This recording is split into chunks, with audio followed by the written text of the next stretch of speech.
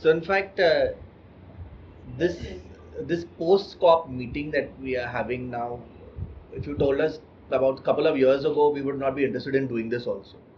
And the reason being because there was no interest from the general public also what COP is about, what even climate change is about. And now there has been an interest over the last couple of years. In fact, we've been doing this for the past couple of years in terms of, just trying to bring the COP experience of what we have been doing and demystifying it, because it looks and it sounds really nice and UN ka program and you are participating there and all those things, but there are, I mean, it's nice also, but there are also realities and challenges also in that space.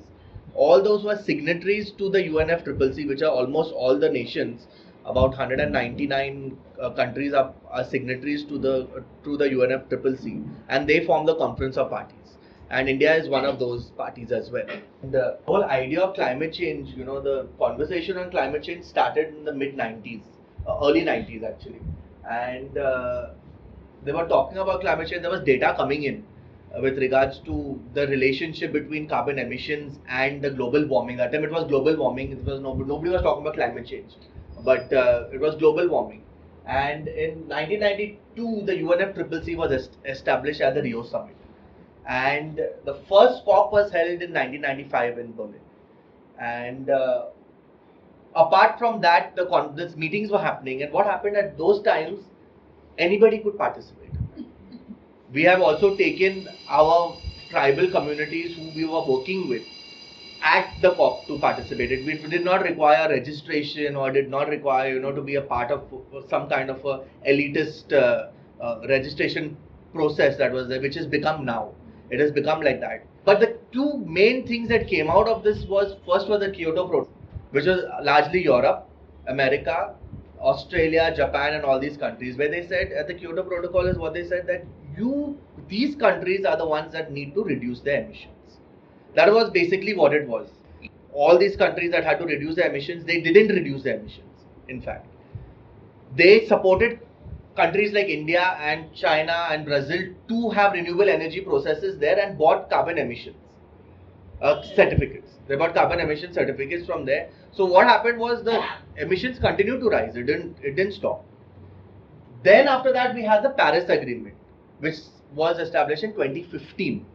Now the difference between the Paris Agreement and the Kyoto Protocol was that the Paris Agreement, it laid the responsibility on all the countries.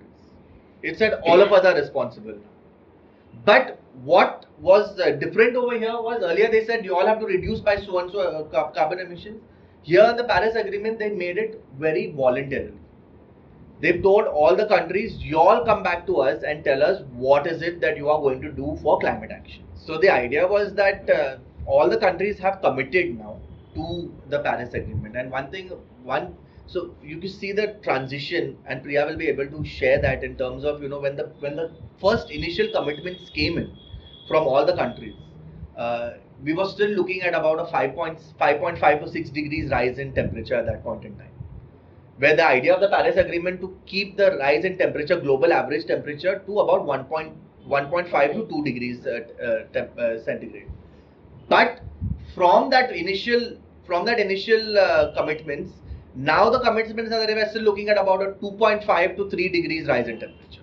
So which also means that ambition has through global policy, ambition has increased, but not at the rate that we wanted.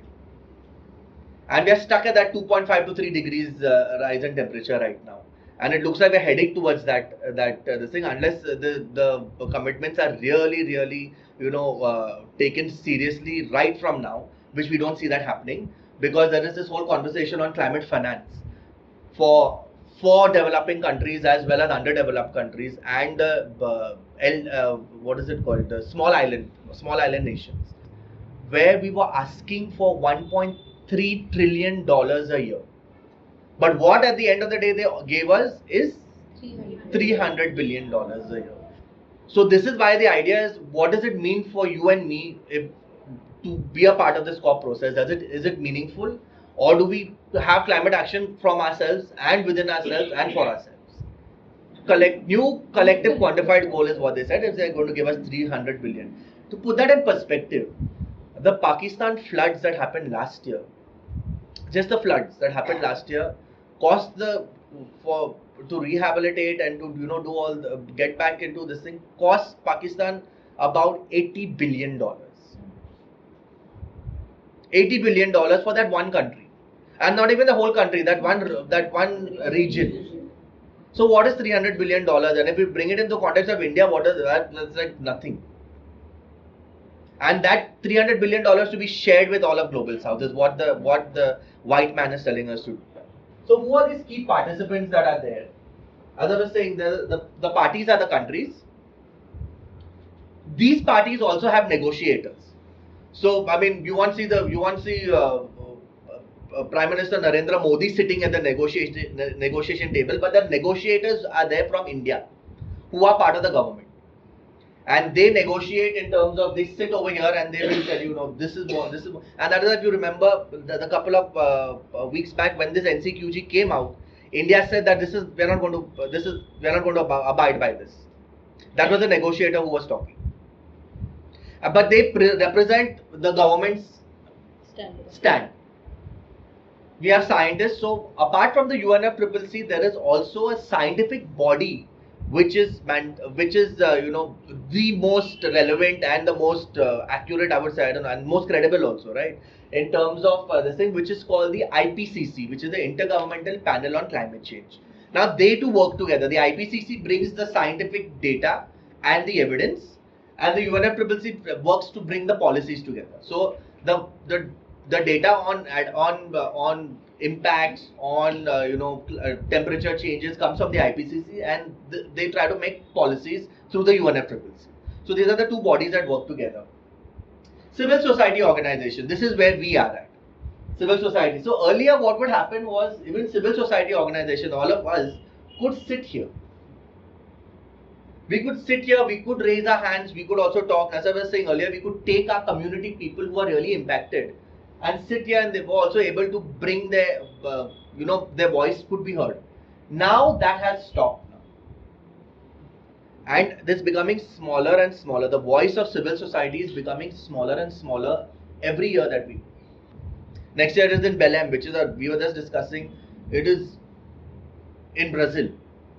They've had COPs in Brazil also, but it's such a small place where the logistics will not even manage for 30,000 people. Civil society, and that's what I was saying, even to register for civil society now, there's so much of participation happening.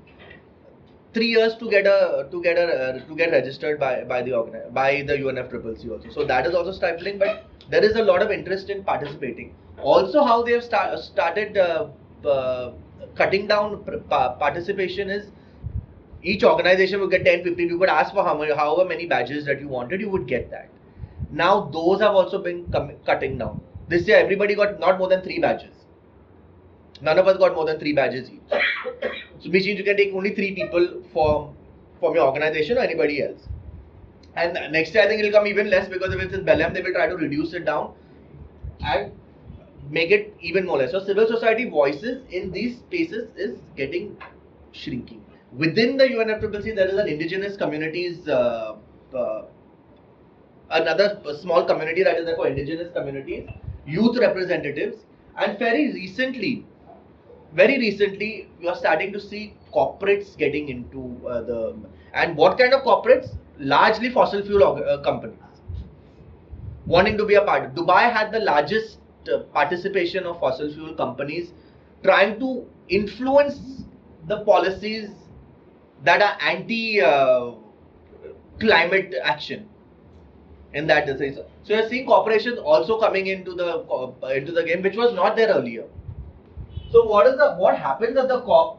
It is a negotiation mechanism, the COP, and the negotiation mechanism is in terms of who's going to get what, who's going to benefit what, who's going to pay for what, and those conversations happen throughout the night for like 2 weeks, even spilling up more than 2 weeks also. But largely what is spoken about is this. There's an annual global stocktake that happens every year with regards to where are we right now, and what is the kind of in terms of the commitments that are there. So that happens on one side. Secondly, also looking at the NDCs. If you know what the NDCs are, They are called the nationally determined contributions, and this is what each country commits to the Paris Agreement. A couple of years back, India also reviewed the NDCs in terms of adding more ambition to the NDCs, and that will continue to happen. But also, apart from that, every 5 years there is a stock take of the NDCs in terms of where we are, who's committing what, who's doing what, and each country's report card is there. There are also civil society organizations who are doing report cards on this. But what the critique in this NDCs is this, that again it is only largely mitigative in terms of what we will do for renewable energy, what are we going to do for to cut down our emissions. Very few countries are talking about how do we survive. With renewable energy, with carbon emissions, you can monetize on that. But how does one monetize on a disaster? Or how does one put a number to it? Those are the challenges. How does one put a number to adaptation in terms of food and energy security, water security, waste management? And that is where the challenge is. Where the challenge is. Even India's NDCs very largely talk only about mitigation. Which what India is going to really require is on adaptation and disaster risk reduction and disaster risk post that. Recovery. But that is one. So the idea is that everybody has to agree. So now even for this NCQG, now they'll go back and debate, and because India has also said that we are not going to accept this $300 billion for that. So that conversation will go on, and this is what happens. I mean, it doesn't happen overnight. It takes some couple of time. So where are the areas of engagement? One is this negotiation mechanism where you can look at where now we are not able to get into this part. But again, work will continue. It's not that is the last thing that happens. I mean, we have other channels of being part of the negotiation process. Through CANSA, there's an organization called Climate Action Network South Asia, which feeds into the Climate Action Network, which is the only civil society organization that is allowed to be in the negotiation table. So there are other channels that we can look at. Apart from that, civil society organizations can participate and apply for side events, which happen parallelly to the negotiations. And this is where we all participate in. This is where we mostly do our work at the side event. So it's a thematic thing. You can apply for a side event. You'll mostly get the side event. You participate in that side event. You invite whoever you want for the side event within the COP registered people who will participate. So these side events also feed into this process at some point. And the third part is on pavilions and exhibition booths. It feeds into another space to engage with the civil society that is there, as well as with these people. Sometimes they come to the pavilions and they think. So we also have country-specific pavilions. Each country has a pavilion, and we'll be surprised to know that India, for the very first time, did not have a pavilion this time. Where as like Myron told about the negotiations, the plenaries are starting with the presentation, what they have done for the last year. After the COP, what are the rules and regulations and what are the text came up in the last meetings. They gave the presentation what the country have done for the last year with the targets which are going for the carbon emission or for the fossil fuel, or what they have made the positivity among for all these things. And then after the 7th day, the actual negotiations will get started. So last 5 days are very important for the negotiators to put their agenda into them, and that time also there are a lot of pressure from the small island countries, then the indigenous people communities, and especially the indigenous people communities are very strong. They are coming with their all that feathers. Yeah.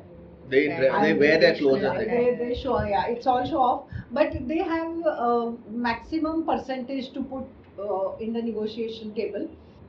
And especially even from Africa, the many NGOs, they are coming on the government funding. They don't have come on means like us, we are going on our funding. So it's not like that these people are coming. So the participation from Africa is also in a huge amount. औद्योगिक क्रांतीच्या आधी पृथ्वीचं जे सरासरी तापमान होतं तिथून जसजसं आपण खनिज इंधनांचा वापर वाढवत नेलेला आहे तसतसं तापमान वाढत गेलेलं आहे आणि आत्ता ते त्या पातळीच्या साधारणपणे 1.2 1.2 डिग्री सेंटीग्रेडनी वाढलेलं आहे आजच्या घडी. 2015 सालचं जे प्रोजेक्शन होतं की काय दराने हे तापमान वाढतं आहे तर 2100 साली किती वाढ झालेली असेल तर ती 5 ते 6 डिग्रीनी वाढ झालेली असेल असं तेव्हाचं प्रोजेक्शन होतं. 2015 मध्ये पॅरिस करारावरती सह्या झाल्यानंतर सगळ्या देशांनी जे त्यांची NDCs nationally determined contribution submit केलेले आहे त्याच्यामध्ये जे काय त्यांनी म्हटलेलं आहे की आम्ही आमच्याकडनं इतकं एमिशन कमी करू वगैरे त्या सगळ्याची जर बेरीज केली तर त्याच्यामुळे तो 5 ते 6 डिग्री सेंटीग्रेडचा आकडा आपण खाली खेचला 3 डिग्रीपर्यंत. आता 2025 मध्ये म्हणजे पुढच्या वर्षीची कॉप महत्वाची यासाठी आहे की नवीन NDCs येतील सगळ्या देशांच्या. Every 5 years countries are expected to renew their commitments and expectation is that they should increase their ambition. आता ती इन्क्रीज होईल का हा एक मोठा प्रश्नचिन्ह आहे इन ब्राझील. तर त्याच्यामध्ये असं आहे की US बाहेर पडत असल्यामुळे बाकीचे देश पण त्यांचा एफर्ट जर त्यांनी कमी केला तर तो एक कन्सर्न आहे की पुन्हा 3 डिग्रीकडनं आपण 4-5 डिग्रीकडे जातोय की काय अशी एक भीती आहे. त्यामुळे next year will decide the future of UNFCCC frankly. थोडंसं मी फक्त एक झलक दाखवते की या वेळेला काय काय घडलं. तर INEC तर्फे आम्ही या वेळेला आमचा बराच बरगतचा प्रोग्राम होता. नॉर्मली 2 आठवड्याची ही मीटिंग असते त्याच्यातलं एखाद्या आठवड्यासाठी आम्ही जातो पण यावेळेला आम्ही INECचे आपण देर आर 3 of us सो आम्ही दोन आठवडे तिथे होतो आणि त्याच्यात आमचे वेगवेगळे साईड इव्हेंट्स एक exhibition. Observer organisations can request for on exhibition booth and a side event. तर त्याच्यामध्ये कसं आहे की तुम्ही केव्हापासनं किती जुनी ऑर्गनायझेशन आहे तुमचं आधीच्या कॉप्स मधलं तुमचं एकंदरीत वर्तन कसं राहिलेलं आहे या सगळ्यावरनं तुम्हाला काय काय मिळेल त्याच्यातलं हे ठरत जातं. तर टिपिकली INEC साठी आम्हाला एक आठवड्याभरासाठी एक्झिबिशन बूथ मिळतो आणि एखादा आमचा साईड इव्हेंट तर होतोच जनरली पास. तर या वेळेला गेल्या 2-3 वर्षांपासून आम्ही काही संस्था मिळून थोडंसं स्ट्रॅटेजिकली आम्ही प्लॅन करतो आहोत. तर त्याच्यामध्ये INEC आहे, बायफ आहे, टेअर पॉलिसी सेंटर आहे, नंतर दिल्लीमधल्या काही ऑर्गनायझेशन्स आहेत.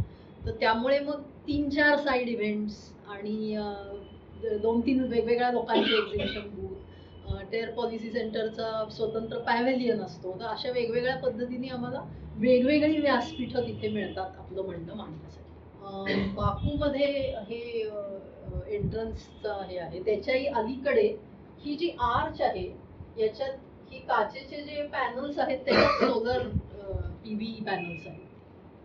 So this was a solar glass arch आणि त्यातनं आत गेल्यानंतर हा एंट्रन्स. त्याच्यामध्ये मग फोटो वगैरे काढण्यासाठी हॅशटॅग #COP29 काही पोस्टर्स असे हे आहे. हा आमचा एक्झिबिशन बूथ आहे. नंतर हे वेगवेगळे साईड इव्हेंट्सचे काही फोटो आहेत.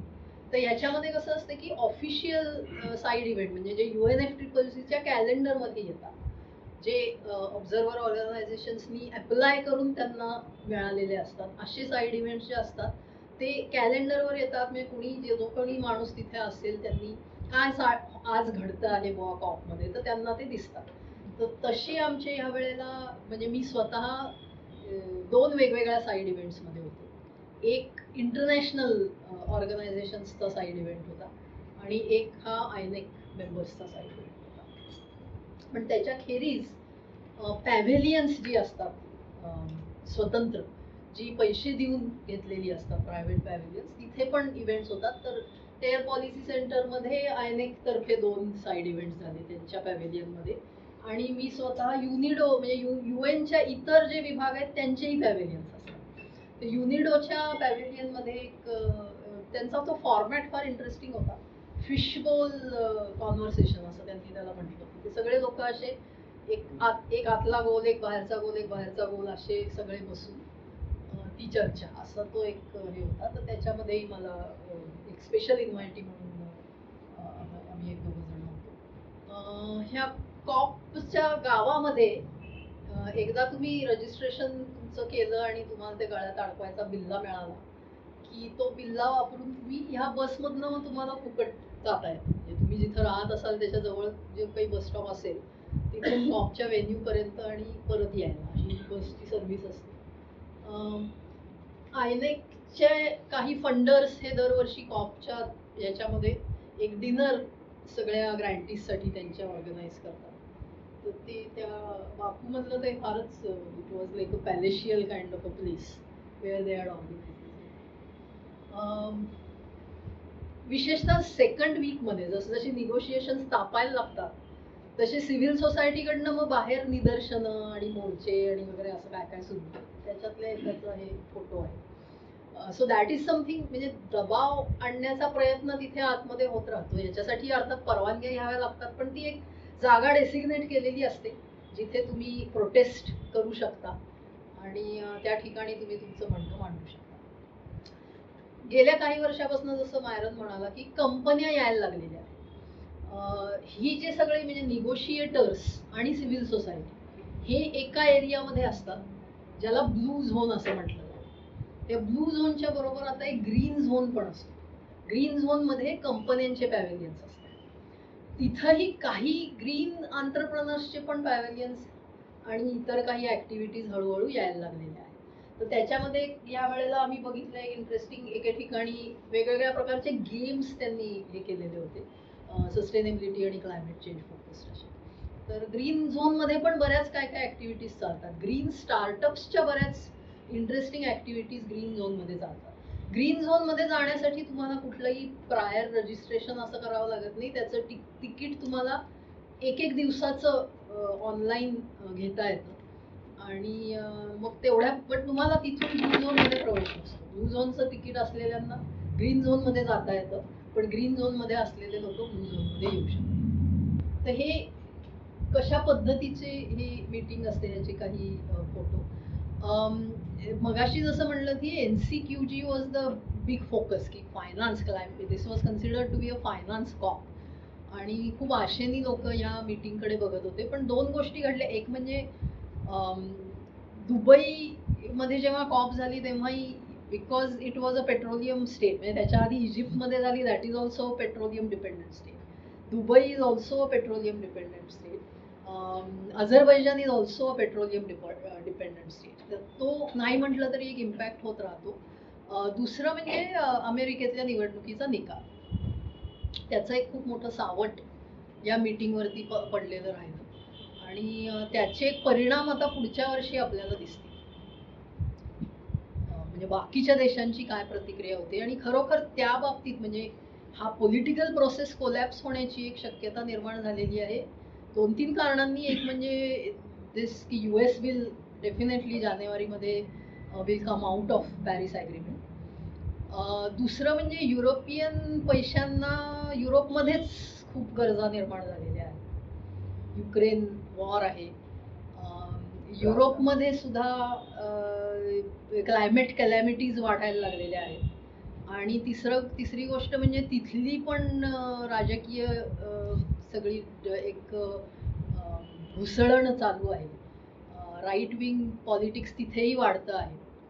त्यामुळे ट्रम्पच्याच मताचे लोक जर युरोपमध्ये पण वेगवेगळ्या देशांमध्ये सत्तेवरती यायला लागले तर त्याचा परिणाम युरोपियन देशांच्या कमिटमेंटवरती होऊ शकतो. आणि डेव्हलपिंग कंट्रीजचा असं आहे की तुम्ही आपण इंडियाचं जो भारताचा वचननामा आहे तो जर बघितला तर त्याच्यामध्ये हेच म्हटलेलं आहे की आम्हाला आर्थिक सहाय्य मिळालं तर आम्ही 1, 2, 3, 4 ह्या गोष्टी करू. सगळ्या विकसनशील देशांचं म्हणणं हेच आहे की we are willing to take this action but we need money. तर तो जर पैसा मिळणार नसेल तर त्या ॲक्शन्स होतील का हा एक मोठं प्रश्नचिन्ह आहे. त्यामुळे I think next year will really show us whether the political process is going to succeed or not. पण इंटरेस्टिंग काही वेगळ्या गोष्टी घडत आहेत अशा की there is an increasing green entrepreneurs ecosystem. Increasingly renewable energy is becoming cheaper compared to fossil energy. तर त्यामुळे एन्व्हायरमेंटचा विषय बाजूला ठेवला तरी प्युअरली इकॉनॉमिक कारणांसाठी मिटिगेशन वाढण्याची एक खूप चांगली शक्यता आहे. But adaptation steel remains a question mark, की ज्या कम्युनिटीजवरती परिणाम होतो आहे क्लायमेट चेंजचा त्यांना मदत करण्यासाठी कोण पुढे येणार आहे. तर हा प्रश्न अजूनही अनुत्तरित. युरोपमध्ये सगळीकडेच इफेक्ट्स दिसायला लागलेले आहेत, पण आदिवासी किंवा मच्छीमार किंवा जे कोरडवाहू शेतकरी हा जो वर्ग आहे त्याची पॉलिटिकल पॉवरही काही नाही आणि इकॉनॉमिक पॉवरही काही नाही. त्यामुळे त्यांचं काय भलं बुरं होतंय याची कोणालाच काही पडलेली नाही अपार्ट फ्रॉम द. आणि म्हणूनच सिव्हिल सोसायटी ऑर्गनायझेशन्सचा आवाज का महत्त्वाचा आहे, तर ह्या वर्गाचं म्हणणं जागतिक पातळीवरती आणण्याचं एक महत्त्वाचं काम जे स्वयंसेवी संस्था करत होत्या तेही होत नाही. आणि त्यांच्या मतामुळे काही कुणी पडणार किंवा जिंकणार नसतं. अशी जोपर्यंत परिस्थिती आहे तोपर्यंत we are all on our own असंच आम्ही आता म्हणतो आहोत लोकांना, की कुणीतरी आपल्याला मदतीसाठी येईल ही अपेक्षा आपण ठेवू नये.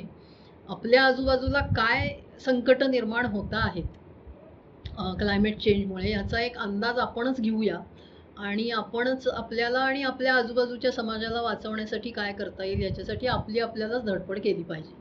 अशा परिस्थितीत आत्ता तरी आपण आहोत. फायनान्स हा कंट्री लेव्हलला त्यांनी निर्माण केलेला आहे. There is one account for the whole climate finance. All countries should contribute in that financial in that account. पण आत्तापर्यंत ज्या देशांनी त्याच्यात पैसे प्रत्येक देशांनी ठेवले असतील पण ते इतके निग्लिजिबल आहेत की त्याच्यामध्ये एका NGOचा खर्च पण निघणार नाही. सो ते आणि तो कंट्री लेव्हललाच वापरायचा आहे. म्हणजे कुठल्याही क्लायमेट फायनान्स जो असेल तर united nation UNDP for example, UNDPचा जर आपण विचार केला तर UNDP कडनं जो फायनान्स मिळतो तो इंडियातले काही प्रोजेक्ट राबवायला इंडियाला म्हणजे गव्हर्नमेंटला, आणि सरकार ते प्रोजेक्ट राबवत असताना तुमच्या एखाद्या रिजनमध्ये राबवत असेल कर्नाटकामध्ये किंवा महाराष्ट्रामध्ये तर तो महाराष्ट्र गव्हर्नमेंटकडे येतो आणि मग गव्हर्नमेंटनी NGO ज्या अपॉइंट केलेले असतात किंवा ज्या NGO अप्लाय करतील त्या प्रोजेक्टसाठी त्या लोकांना ते पैसे मिळतात. So the whole climate finance will be only and only utilise by the governments. So मला स्वतःला नेहमी कॉपमध्ये गेल्यानंतर आणि तिथून परत आल्यानंतर नेहमी असं वाटत राहतं क्लायमेट फायनान्स हा विषय 2015 पासून सुरू झालेला आहे, पण त्याच्या अगोदर सुद्धा कॉप संपल्यानंतर एक सगळा सन्नाटा किंवा त्याच्यावरती आपण रिट्रोस्पेक्ट करतो त्यावेळेला मला असं वाटतं की गव्हर्नमेंट जे काय करतं आहे ते करत आहे. म्हणजे they have their own agenda, they have to negotiate with the countries and not only म्हणजे निगोशिएशन करताना सुद्धा इतर अनेक लागेबांधे आहेत त्याच्यामध्ये. टेररिझम असेल किंवा इतर कुठल्या इकॉनॉमिक गोष्टी असतील, मेट्रो असेल, whatever it may be, तो त्यांचा अजेंडा आहे. पण civil society are doing a phenomenal and because of that only. म्हणजे आपण आपल्या समाजाकडे बघताना जर असं आपण म्हणलो की समाजात मध्यमवर्गीय माणसं आहेत त्यामुळे नीतिमत्ता आहे आणि सगळा समाज एक काहीतरी म्हणजे सुसंस्कृत आहे असं आपण म्हणतो, तसं because of the civil society organizations the whole environmental field is enriched. आणि सिव्हिल सोसायटी ऑर्गनायझेशन्सला फंडिंग कोण देत आहे तर गव्हर्नमेंट. मला नाही वाटत, I never go to get any funding from the government, पण ते आपल्याला काम करायला परवानगी देतात म्हणून आपण गव्हर्नमेंट बरोबर आहोत असं म्हणायचं. We are not activist, we are working hand in hand with the government. पण गव्हर्नमेंटचं फंडिंग असत नाही. कॉर्पोरेट फंडिंग आम्हाला म्हणजे जे कोण आपले डोनर्स किंवा प्रोजेक्ट बेस्ड, आता गेले काही वर्ष जे काय असतात ते all the CSR people are project based funding. So हे प्रोजेक्ट बेस्ड फंडिंग मिळतं त्यामुळे नवीन नवीन प्रोजेक्ट निर्माण होतात, लोकांपर्यंत पोचतात ॲट द ग्रासरूट लेवल. आणि ह्या सगळ्या गोष्टी ज्या आहेत ह्या कॉप म्हणा किंवा इतर अनेक एन्व्हायरमेंटल ऑर्गनायझेशन म्हणजे इंटरनॅशनल मीटिंग्स आहेत. ओशन डिकेड जातात, ओशनवर काम करणारी जी लोक असतात त्यांच्या दरवर्षी एक ओशन काँग्रेस असते, युनेस्कोच्या काँग्रेस असतात. ह्या ह्याच्यात पार्टिसिपेट केल्यानंतर बाकीच्या लोकांशी इंटरॅक्शन झाल्यामुळे हे प्रोजेक्ट करतात आणि पार्टनरशिप्स निर्माण होतात. म्हणजे वाय INECC किंवा लाया किंवा तेर policy centre, we have partners in different countries. त्याचं कारणच असं आहे की we have participated in such kind of international meetings, we have showcased what we are doing आणि the like minded people are coming together. आता यावर्षी असं बघायला गेलं तर आपल्याला असं वाटतं आफ्रिका म्हणजे आपल्याला एकदम असं वाटतं की परदेश आहे तो, पण आपल्यापेक्षा वाईट परिस्थिती आफ्रिकेत आहे. म्हणजे जे इतर आता DRC काँगो किंवा इतर आणि वागाडुगू या क्षेत्रांमध्ये अक्षरशः त्यांच्याकडे पैसा नाही, खायला पाणी गढूळ पितात रोज ते, आणि त्या लोकांना in fact they are attracted to Indian NGOs because they want a partnership for the fruitful things which they are doing. त्यांच्याकडचे प्रोजेक्ट्स अगदी निग्लिजिबल आहेत, म्हणजे शाळेमध्ये जाऊन शिकवणं, पण त्या शाळेमध्ये जाऊन एन्व्हायरमेंटल थिंग्स किंवा सोलर एनर्जीबद्दल कपॅसिटी बिल्डिंग करायची किंवा काही ते शिकवण्यासाठी सुद्धा त्यांच्याकडे फंडिंग नाही आहे. आणि आफ्रिकन म्हणजे गव्हर्नमेंट जे आहे ते ह्याच्यामध्ये COP पार्टिसिपेट करायला प्रचंड फंडिंग NGO किंवा त्यांच्या रिप्रेझेंटेटिव्हजना देतात आणि खूप आफ्रिकन लोक येतात. फक्त हेच they are getting the partners to get going for the environmental projects. Just to add, not add, but the NCQG that is coming now. Earlier, the other funds that were the Green Climate Fund, Adaptation Fund, all those funds were technically government to government, in the sense that governments would put in and governments would apply for the fund, and it would be grant based. Now, what has happened with the NCQG? They have added a new element of private players into the thing, which is very dangerous.